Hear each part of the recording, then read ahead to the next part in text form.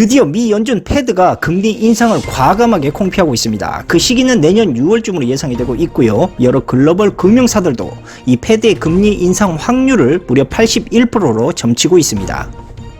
이러한 글로벌 은행과 연준의 금리 인상 예고의 신호탄은 지금까지 무분별하게 풀려졌던 무한의 돈잔치가 끝나간다라는 것을 경고하고 있는 목소리라고 할 수 있고, 글로벌 금융시장을 잔뜩 흥분하게 만들었던 그 무모하고도 위험천만했던 글로벌 리스트, 즉 그들만의 잔치가 서서히 끝을 내리고 있다는 것을 예고하는 현상이다 라고 볼 수도 있습니다. 그리고 이렇듯 치밀하게 짜여진 금융위기 영국의 원흉은 바로 미국 중앙은행인 패드인데, 패드는 지난해부터 제로금리와 양적 완화라는 이 특급 요리를 투자자들에게 무분별 제공하기 시작하면서 지금의 금융위기 돈잔치 행렬을 주도하였습니다. 물론 이것은 2008년 글로벌 금융위기 이후 12년 만에 찾아온 매우 큰 기회다라고 해석할 수도 있겠지만, 이것은 어디까지나 돈이 많은 자들, 그러니까 그들만의 기회였을 뿐, 반대로 돈이 없는 빈곤한 자들에게는 그 어떤 해보다도 힘들고 고통스러운 한 해였을 뿐 아니라, 부자들은 중앙은행들이 뿌린 제로에 가까운 금리 시세를 이용해서 거의 공짜다 싶을 정도의 돈을 빌려 주식이나 부동산에 전신을 투자해서 재산을 불렸던, 한마디로 부자들 그들만의 오징어 게임이었다라는 그러한 씁쓸한 스토리이기도 합니다.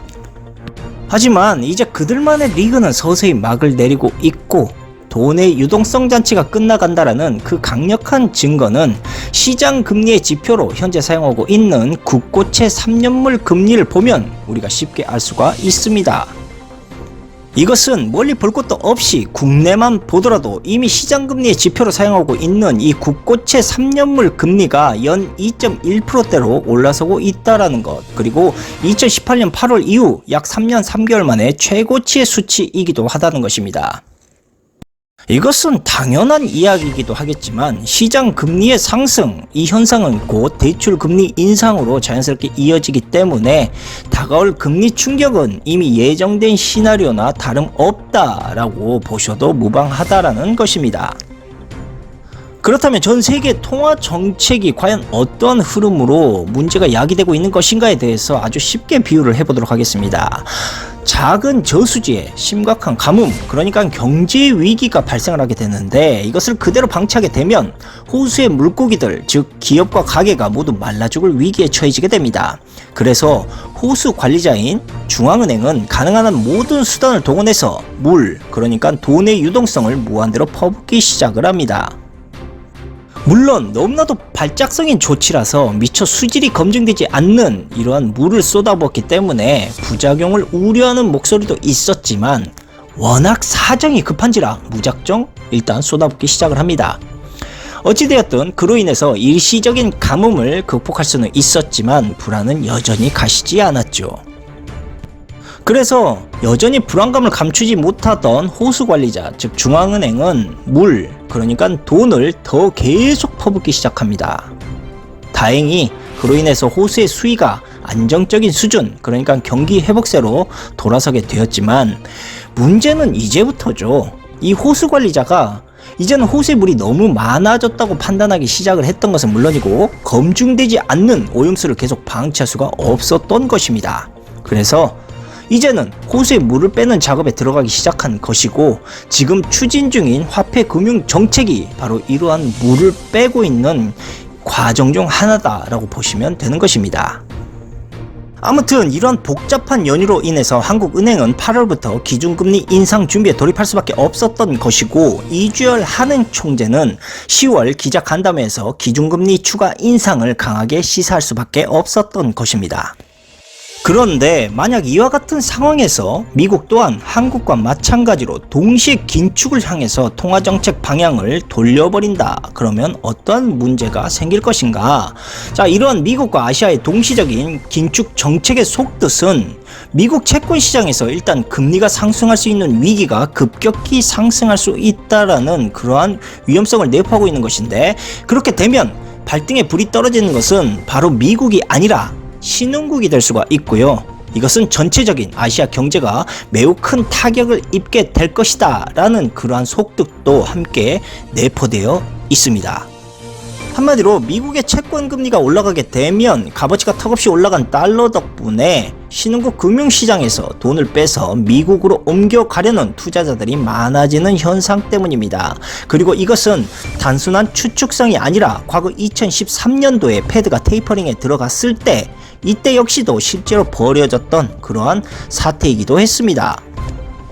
2013년 당시에도 이 같은 패드의 금융 정책으로 인해서 신흥국 통화 가치와 주가가 급락하기 시작하면서 이른바 긴축 발작, 즉 테이퍼 텐더럼이라는 용어까지 흘러나올 정도로 아시아 경제 위기가 매우 심각한 지경에 이르렀던 때도 있었습니다. 아무튼 금융시장에선 벌써 빨간 경고등이 여기저기 켜지고 있고, 국제결제은행 산하의 바젤 은행감독위원회는 2008년 금융위기와 같은 재발 충격에 대비하기 위해서 BIS 자신들이 추진했던 은행 자본 건전화 개혁안인 바젤 3를 바로 EU가 2025년까지 연기하는 의견서를 제안하기까지 하고 있습니다. 왜냐면 이것은 머지않아 짧게는 2년, 길게는 4년 내로 반드시 충격적인 금융위기가 도래하게 될 것이다 라는 확신에 따른 BIS 자사의 경고의 목소리이기도 하기 때문입니다. 반면에 중국 역시도 화폐 버블로 인해 급등하는 위안화로 현재 아주 심한 몸살을 앓고 있습니다. 인민은행은 위안화 가치가 급속히 오르던 5월에도 외화 지준율을 5%에서 7%까지 올리기 시작을 하는데, 이러한 외화 지준율 인상은 2007년 이후 14년 만에 처음이다 라는 걱정을 넘어서서 우려의 목소리까지 현재 흘러나오고 있는 분위기입니다. 그런데 이러한 우려의 목소리가 흘러나오고 있는 가운데 7개월 만에 또다시 인민은행이 외화 지준율을 올려버립니다. 인민은행이 이처럼 이례적으로 한 해에 2차례나 외화 지준율 인상에 나서고 있는 것은 바로 급속한 위안화 가치 상승을 용인하지 않겠다라는 강력한 의지의 표명으로 일단 해석이 되고 있는데, 달러 대비 위안화 환율이 이처럼 내려간다라는 것은 상대적으로 위안화 가치가 오른다라는 것을 의미하는 것이므로, 즉 중국의 수출에 지대한 영향을 미칠 수밖에 없게 된다라는 것과, 헝다그룹의 채무 불이익 이후 중국의 급속한 경기 둔화 우려도 커지고 있는 마당에 지금처럼 위안화 몸값이 뛴다라는 의미는 그만큼 중국이 현재 진퇴양난의 상황에 빠져 있다라는 것을 반증하고 있는 그런 상황이다라고 볼 수도 있겠습니다.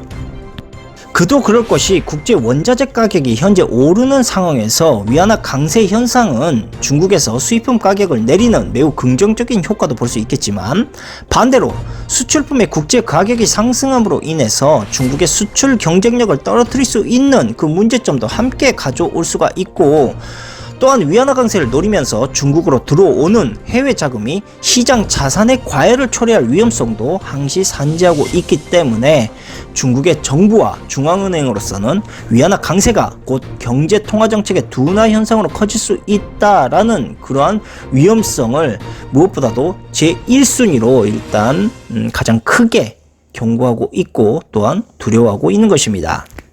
한마디로 지금의 경제 상황은 과거 2008년의 금융위기 때와 매우 비슷하다라고 볼 수가 있고, 중국을 중심으로 과거와 매우 비슷한 화폐 가치 급등 현상이 거의 흡사하게 일어나고 있기 때문에 아시아 신흥국을 중심으로 화폐 버블의 금융 쓰나미가 다시 한번 몰아치게 되는 그러한 현상의 시나리오로 흘러가게 될 가능성이 매우 농후하다라는 것입니다. 이것은 지금의 BIS의 2025년에 바젤3 시행 연기 정책과 위안화와 달러의 급격한 환율 급등이 그 모든 것을 대신 말해주고 있는 것이고, 급격한 위안화 달러의 금리 상승의 출발 시작은 급격한 외환 유출과 무분별한 대출금리 인상으로 이어질 수밖에 없는 그러한 구조로 되어 있는 것인데, 이것은 길게 볼 것도 없이 아시아 신흥 국가들이 기축통화 경제 정책의 깊은 상처를 또다시 받게 되고, 글로벌 리스트들의 거대한 금융의 희생제물로 또다시 고통을 받게 될 것이다 라는 사실은 거의 확실시되는 셈이다라고 우리가 볼 수 있습니다.